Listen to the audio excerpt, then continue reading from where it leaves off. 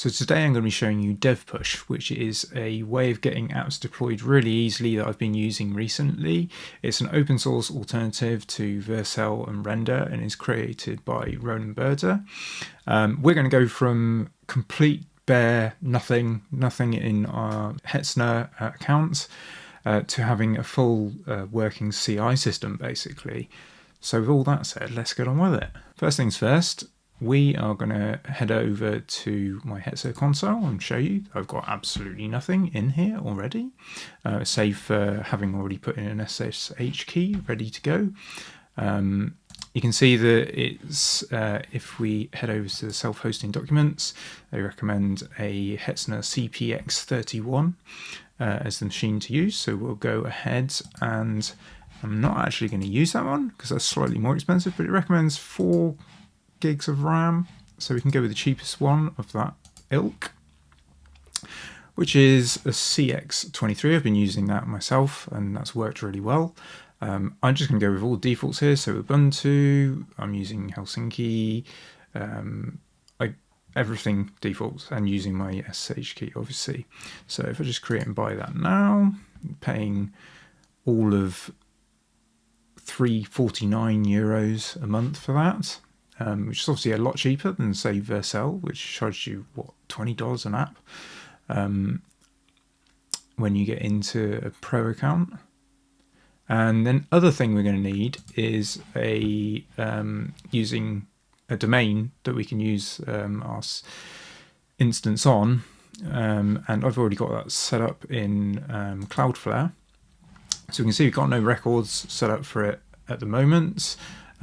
But the thing to note here is that the encryption mode is set to full strict, which is going to be coming in useful later. This is one of the things I tripped up on. I had this set in the default mode and it didn't work very well with that, and I had to go a different route for deploying certificates. So we can see we've got an IP for this, so I'm going to go off and SSH into it. And SSH into it. Okay, so we are in. If we come back to our instructions, literally there's a really simple installer that we can use. One of the things that's changed quite recently with the install process, which you'll see in a second, which is rather nice, is it's a lot easier to install more recent versions of DevPush than it has been in the past. You had to go through a whole process of creating GitHub keys and copying them back, the information back from it. There's quite a few different fields to copy. Ronan's made this really easy now that you can just literally click a button. So we'll wait for this install, hopefully come back really quickly in a sec. It takes a couple of minutes or so. So this is all based on Docker. So although we'll write build commands, it's built up into a Docker instance as it's running it on our Hetzner server. And the thing we can do is set up our Cloudflare IP address for the machine. So we come back to Cloudflare, go into DNS records, add a record. We're going to need to add 2 A records. This one. And make sure those are proxied as well. And we're going to add another record.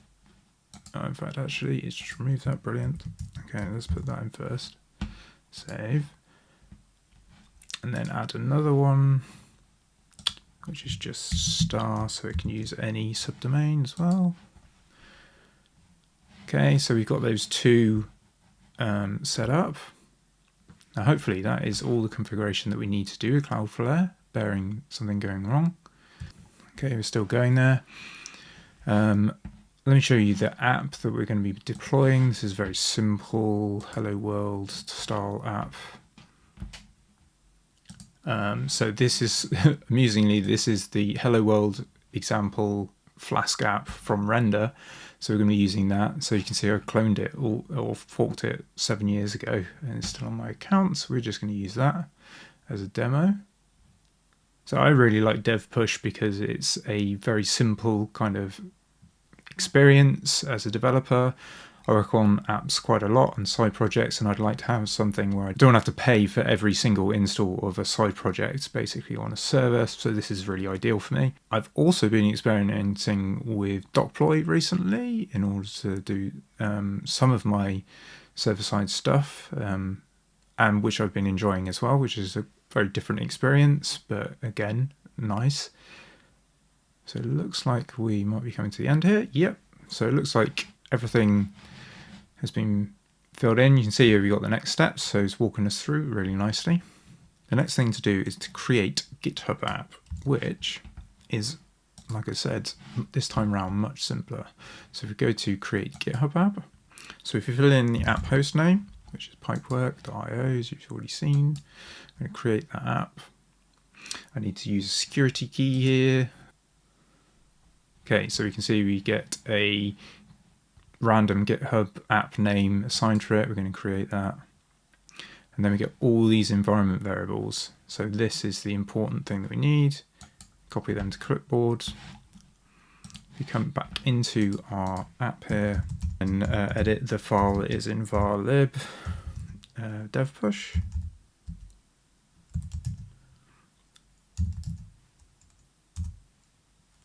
You can see that the GitHub section is not populated. We're going to do that.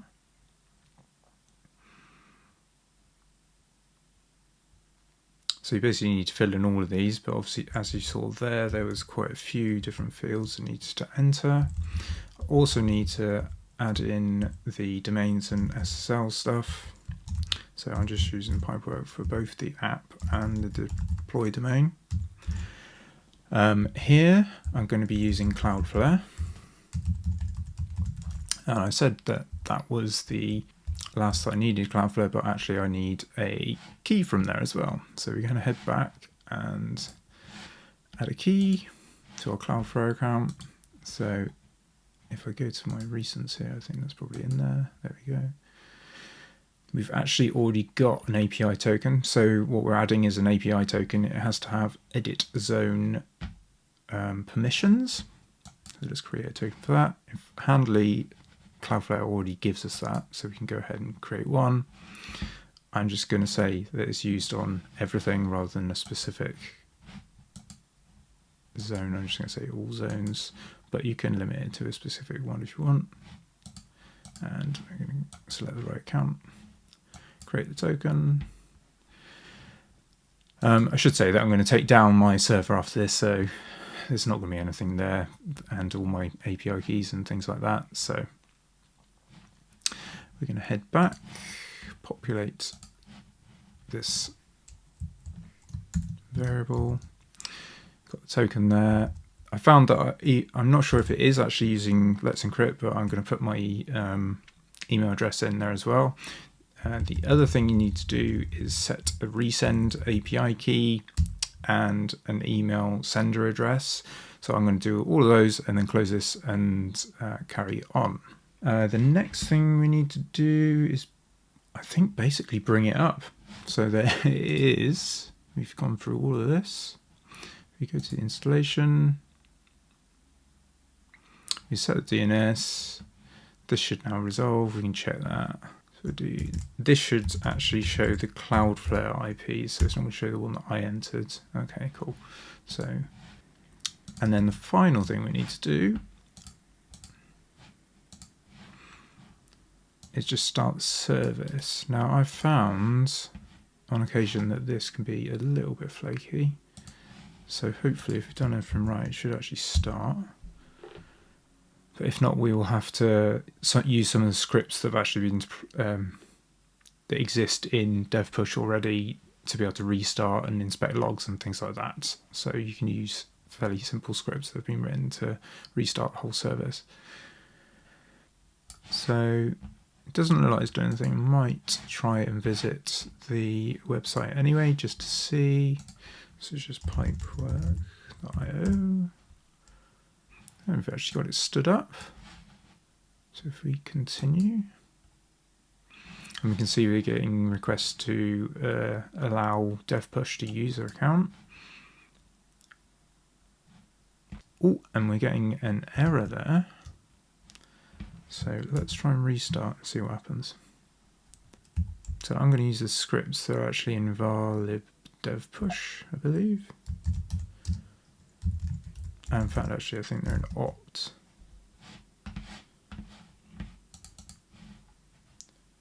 Opt dev push scripts. So let's try and restart it and see what it does.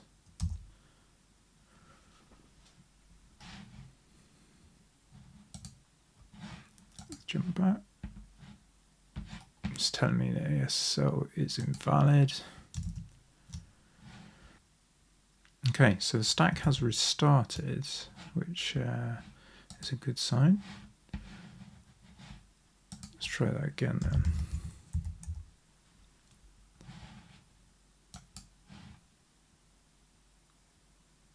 Okay, so we're in, which is good.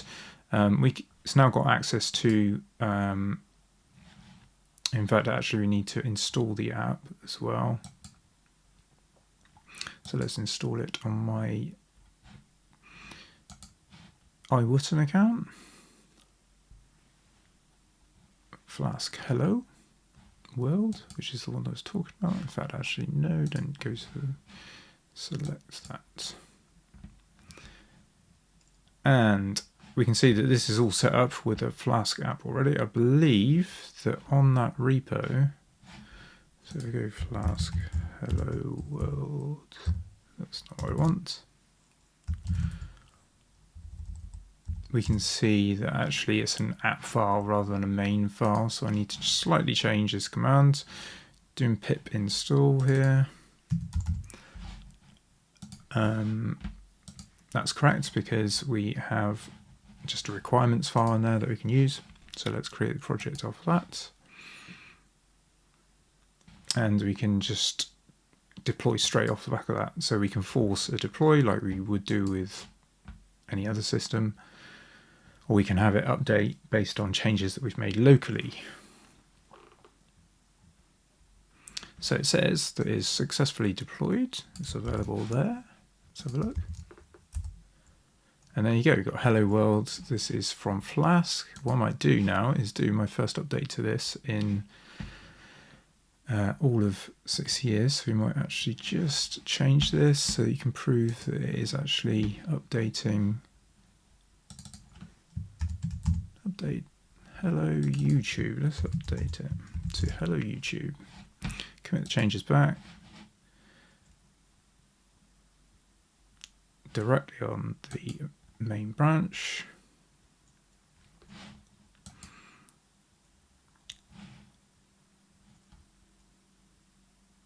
So we've changed greeting there. Go back to dev push, look at deployments. You can see that the current one is this. Did that finish?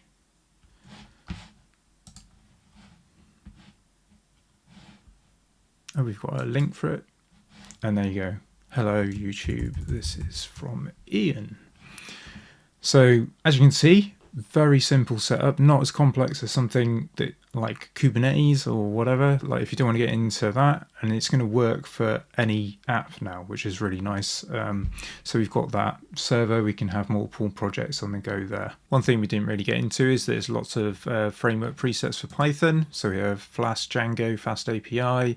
We also have support for Node.js and Go apps. And I think there's PHP and Docker support coming down the line. The other thing we can do is we can add a custom domain name. So if we've got a production app and we want our domain.com to go straight through rather than have to use a subdomain of Pipework, then we can do that. We can add our domain here.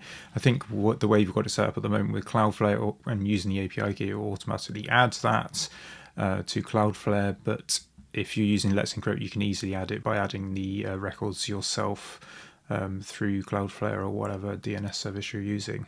So yeah, lots of cool features. I really like Dev Push. Hopefully you do too.